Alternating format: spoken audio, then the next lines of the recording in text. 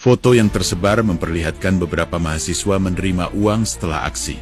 Indonesia gelap. Publik mulai bertanya, apakah demo ini benar-benar aspirasi mahasiswa atau hanya gerakan pesanan? Hidup mahasiswa? Salah, mahasiswa maksudnya. Terima kasih telah menyuarakan kami, suara rakyat Indonesia yang 16%. Aksi unjuk rasa yang digelar mahasiswa yang bertajuk #IndonesiaGelap. Sepertinya pikiran kalian yang gelap. Dari 6 tuntutan yang dibawakan, saya rasa hanya satu yang mewakilkan, yaitu tentang perampasan aset para koruptor. Sisanya mungkin hanya titipan. Tapi kenapa yang digembor-gemborkan malah soal makan bergizi gratis dan soal efisiensi anggaran? Dari total penghematan anggaran sebesar 750 triliun rupiah yang dipakai untuk makan bergizi gratis cuma 24 triliun rupiah. Dan kalau kita kalkulasikan nggak sampai 5% yang dipakai. Tapi narasi yang dibawakan oleh teman-teman mahasiswa seolah-olah gara-gara makan bergizi gratis ini merusak tatanan pendidikan, tatanan kesehatan, dan lain-lain. Saran saya, mending kalian demo di kampus kalian sendiri yang masih banyak pungli. Disclaimer ya, saya bukan pemuja pemerintahan, saya tidak digaji apalagi mendapat bayaran. Saya hanya menyuarakan kebenaran.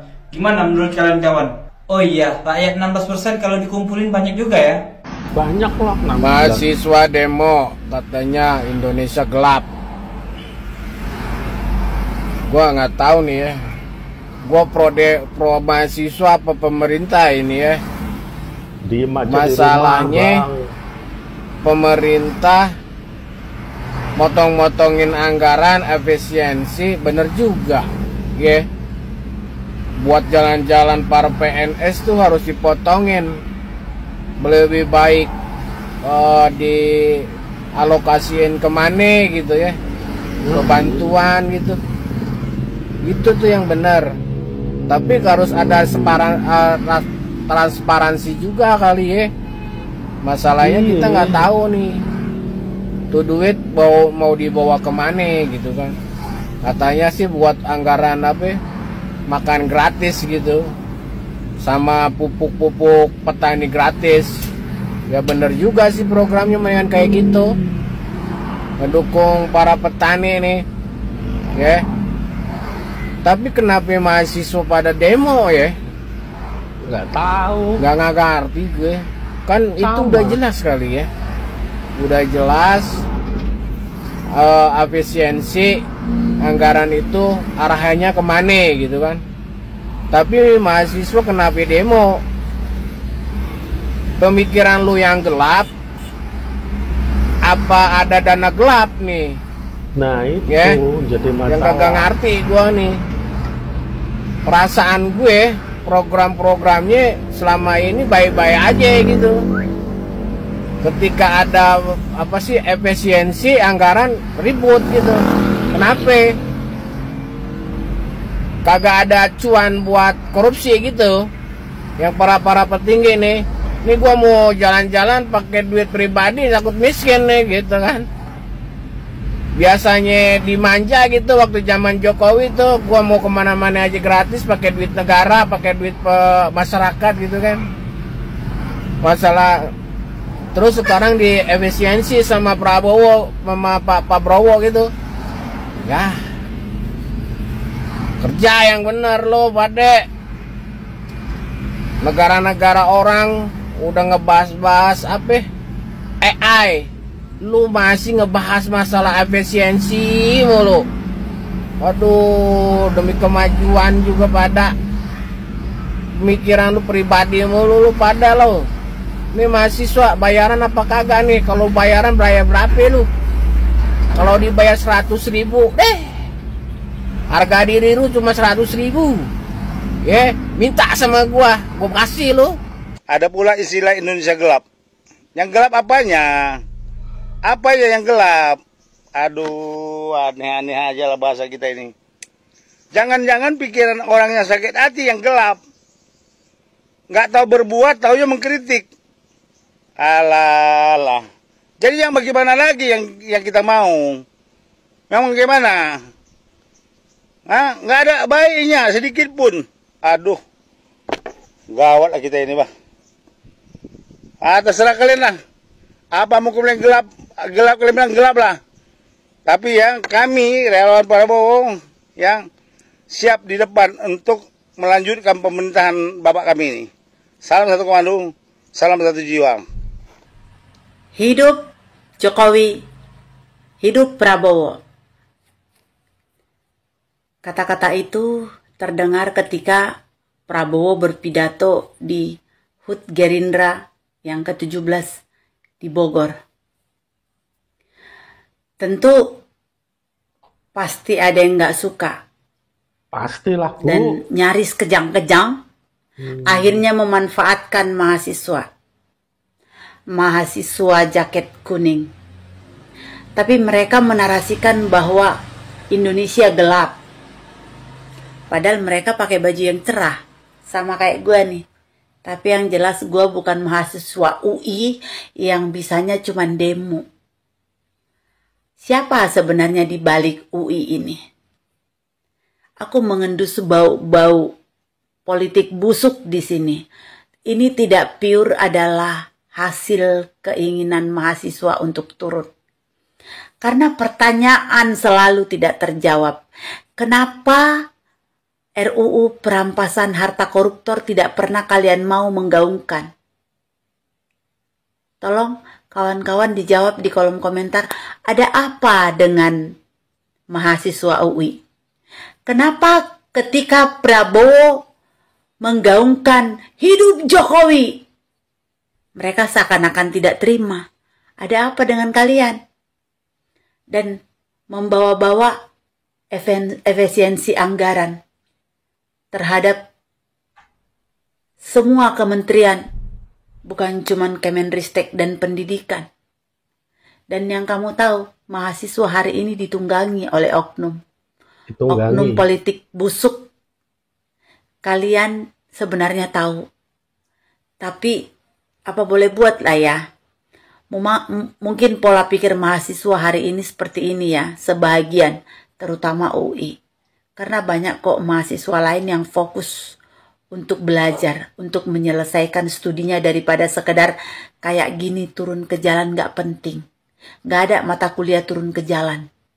Ya, tapi turun ke instansi, ke pemerintahan, magang, nah itu ada. Tapi kalau turun ke jalan teriak-teriak demo kayak gini nggak ada. Jadi tolong mahasiswa hari ini sudah benar-benar bisa ditunggangin otaknya.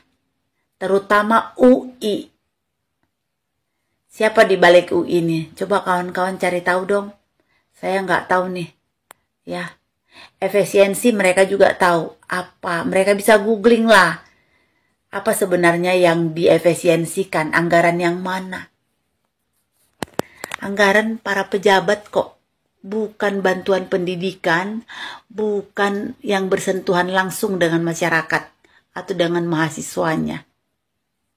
Misalnya KIP kuliah nggak terganggu. Yang terganggu itu adalah biaya perjalanan dinas. Biaya rapat-rapat seremonial. Ya, yang bisa dilakukan mungkin by Zoom. Yang mungkin bisa dilakukan by phone. Nggak mesti studi banding berkunjung ke luar negeri. Ya, bisa kok. Di googling di YouTube. Mungkin ada yang perlu di studi bandingkan. Bisa by YouTube. Jadi sekarang diminimalisasi perjalanan pengeluaran yang nggak penting seperti itu. Nggak terlalu urgen. Nggak terlalu emergency. Paham kalian? Dan sekarang Paham. kalian marah. Prabowo mengatakan hidup Jokowi. Itu di internalnya mereka, di internalnya Gerindra. Ya suka hati dia lah mau bilang hidup siapapun.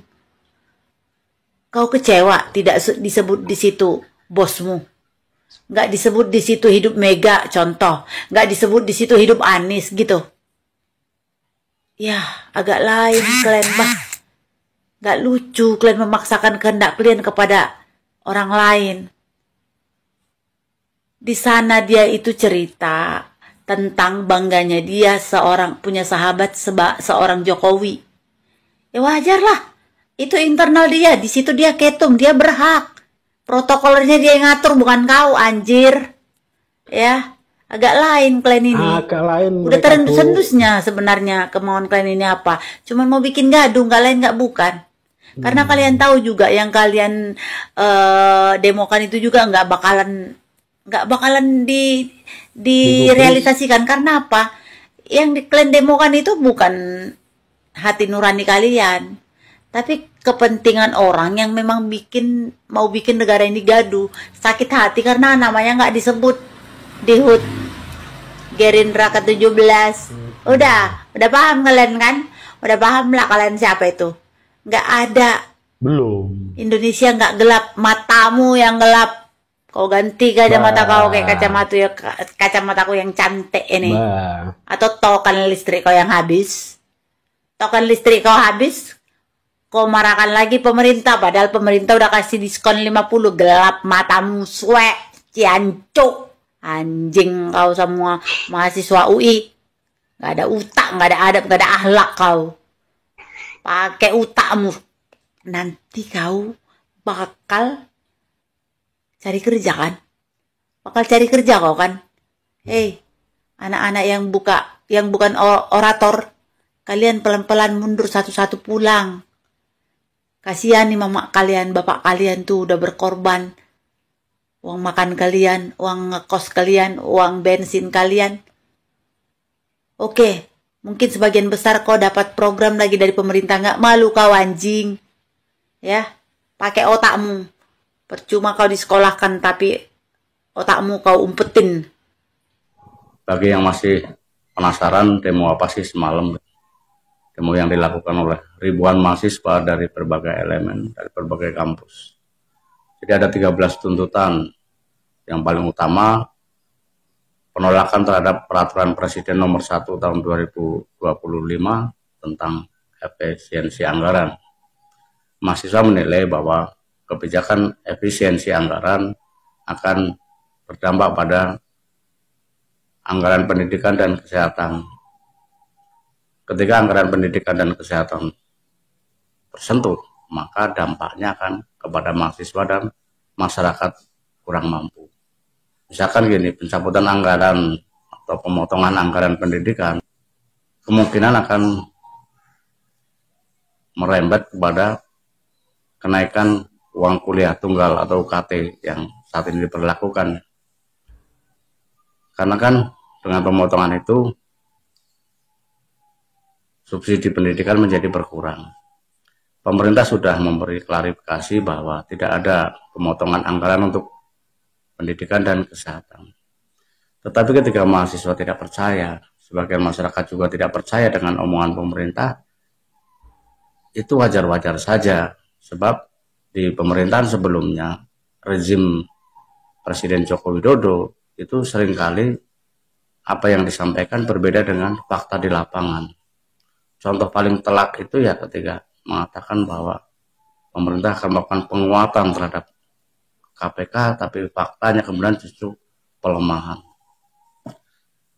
Tuntutan yang kedua terkait dengan revisi Undang-Undang Mineral dan Batubara atau Undang-Undang Minerba. Mahasiswa menilai bahwa pemberian tambang kepada mahasiswa adalah bagian dari upaya untuk membungkam suara-suara kritis dari kampus. Karena merasa sudah diberi tambang dari pimpinan kampus, misalnya rektor tekan dan sampai ke bawah itu, kemudian mendapat cipratan dari konsesi tambang yang diberikan pemerintah, kemudian mungkin akan membungkam mahasiswa atau dosen-dosen yang kritis. Yang ketiga tentang revisi Undang-Undang TNI. Ini yang paling banyak mendapat sorotan juga. Sebab jika Undang-Undang TNI direvisi, maka kemudian militer aktif, anggota TNI aktif itu bisa berkarir di militer. Dan ini sangat berbahaya. Memang di Undang-Undang TNI sebelumnya, Undang-Undang TNI nomor 34 tahun 2004 itu, TNI aktif juga sudah bisa berkarir di wilayah sipil, namun dibatasi hanya di 10 lembaga, seperti misalkan Lembaga Sandi Negara, Sekretaris Militer Presiden, Badan Intelijen Negara, dan lain-lain. Namun kemudian sekarang akan diperluas. Misalkan baru-baru ini Presiden mengangkat kepala bulog dari militer aktif. Kemudian kabinet juga ada militer aktif yang menjabat sebagai sekretaris kabinet, Mayor Teddy. Jadi revisi undang-undang TNI akan membuka masuknya TNI ke wilayah-wilayah sipil. Dan ini perlu dikritisi karena di masa Orde Baru hal itu sudah terjadi. Bagaimana semua wilayah-wilayah, jabatan-jabatan di wilayah sipil itu diduduki oleh TNI aktif. Dari mulai bupati, wali kota, gubernur, kementerian, lembaga, badan, dan sebagainya. Sehingga ada kesan bahwa pemerintahan Orde Baru itu militaristik. Nah, kita tidak ingin itu terulang karena resikonya sangat besar.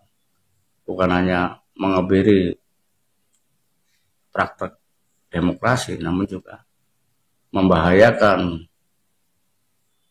kebebasan sipil yang kita perjuangkan melalui aksi demo besar-besaran tahun 98 yang berujung pada pelengseran Presiden Soeharto.